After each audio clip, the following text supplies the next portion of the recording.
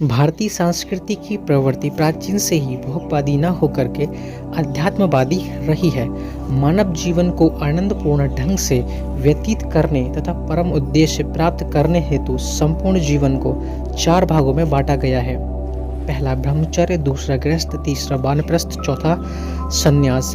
इन 4 आश्रमों में रहते हुए मनुष्य को 4 पुरुषार्थों को करना होता है। तो आइए जानते हैं इन 4 पुरुषार्थ के बारे में। ये 4 पुरुषार्थ हैं धर्म, अर्थ, काम, मोक्ष। सबसे पहले हम जानते हैं धर्म के बारे में। भारतीय जीवन दर्शन तथा सामाजिक व्यवस्था धर्म पर आश्रित है। धर्म मानव के संपूर्ण नैतिक जीवन को व्यवस्थित करता है। धर्म का तात्पर्य जीवन पद्धति से है।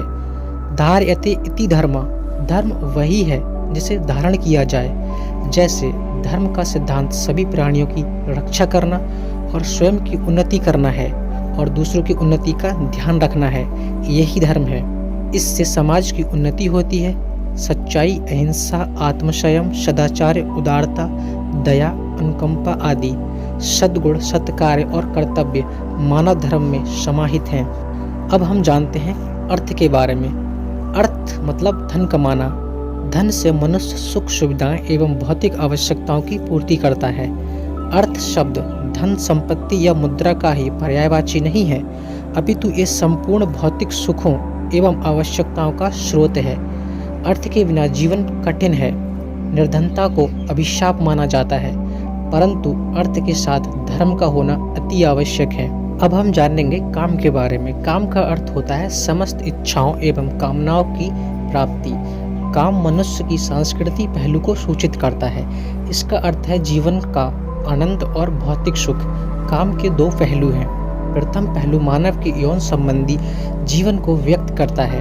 गृहस्थ आश्रम में विवाह, इंद्रिय सुख, यौन सुख आदि भौतिक सुखों को प्राप्त करना आवश्यक है। काम का दूसरा पहलू मानव के उद्वेगात्मक तथा सौंदर्यात्मक जीवन को अभिव्यक्त करता है।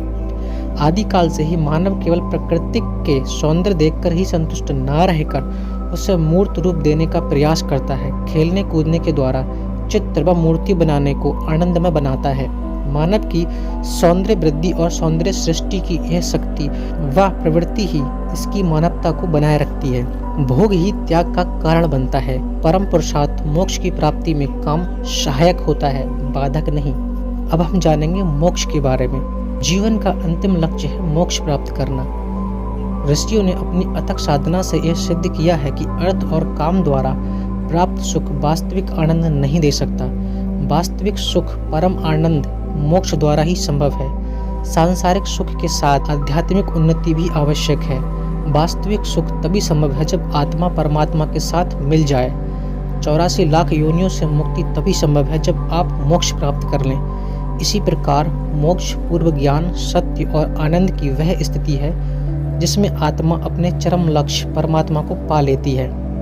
फ्रेंड्स, अगर आप मोक्ष प्राप्त करने के मार्गों के बारे में जानना चाहते हैं तो दिए गए डिस्क्रिप्शन में जाकर वीडियो को आप देख सकते हैं। धन्यवाद।